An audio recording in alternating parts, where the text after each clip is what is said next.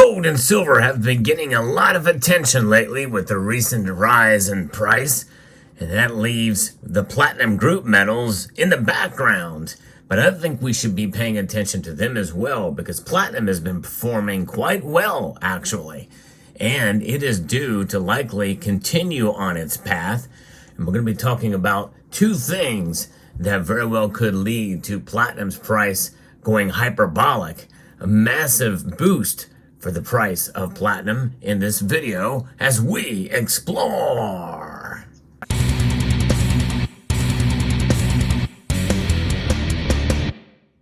For those of you who've been following my channel for any length of time, you know that I am an admitted platinum bull.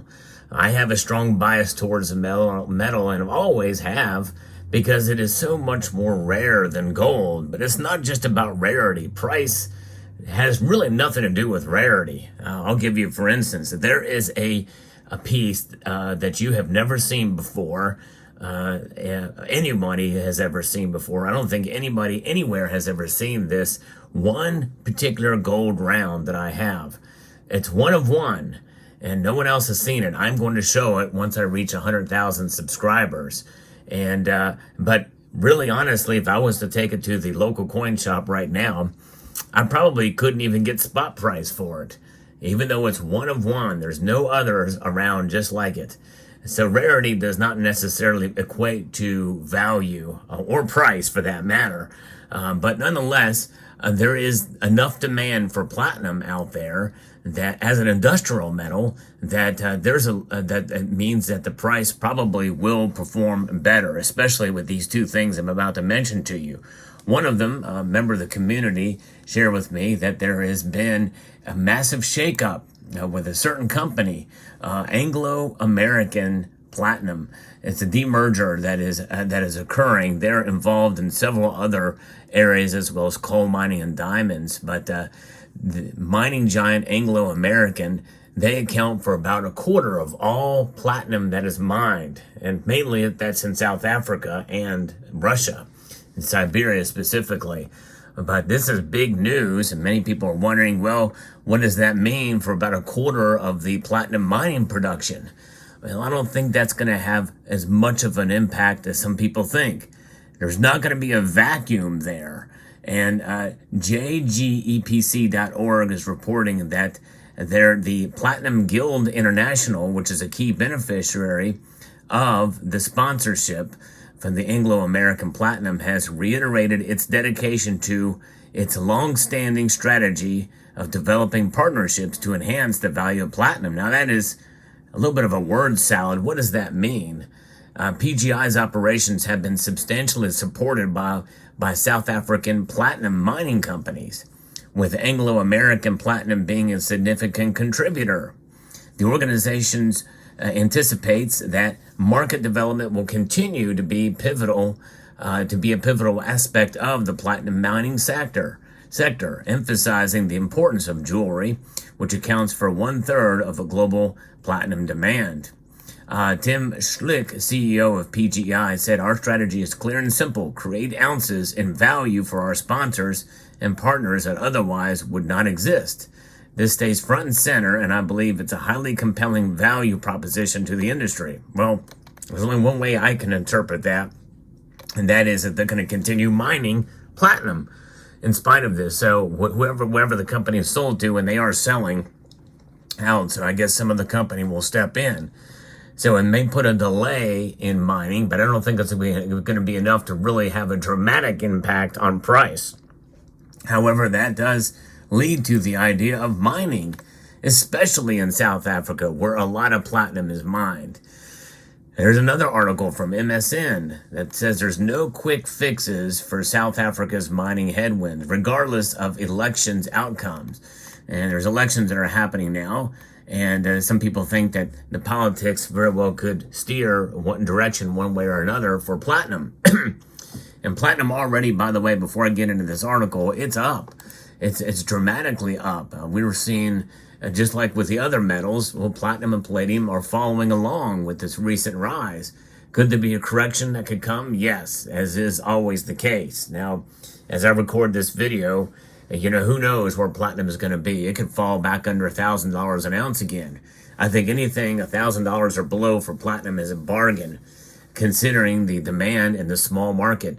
And mainly, there's two areas where platinum is mined: Siberia, Russia, and South Africa. South Africa is probably the most pivotal area, and there's obviously social and political instability, as well as other instability with infrastructure that's there as well. The electrical grid, that is one of the big issues that we're dealing with. And honestly, I'm shocked that platinum is not much higher than where it is now.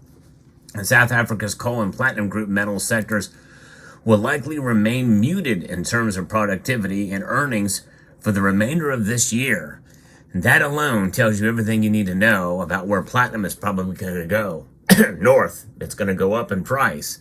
Analysts at BMI Research said that citing persistent challenges afflicting the industry and dim prospects for a quicker turnaround post the elections that are coming up on May the 29th.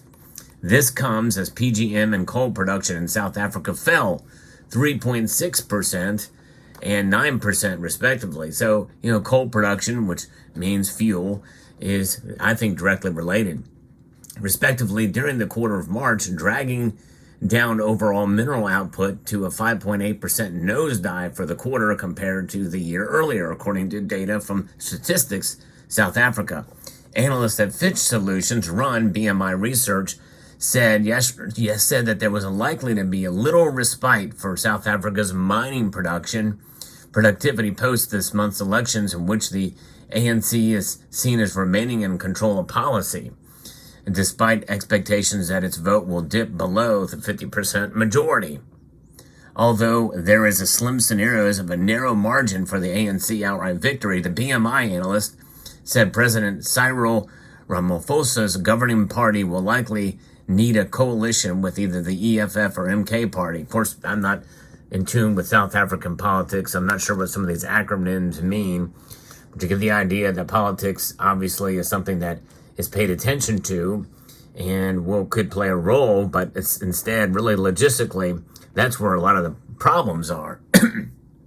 We do not expect an immediate turnaround for the mining sector post-election, with unreliable energy and transport infrastructure, along with an uncertain and inefficient regulatory environment resulting in significant administrative changes, said Olga Savina, mining and metals analyst at BMI.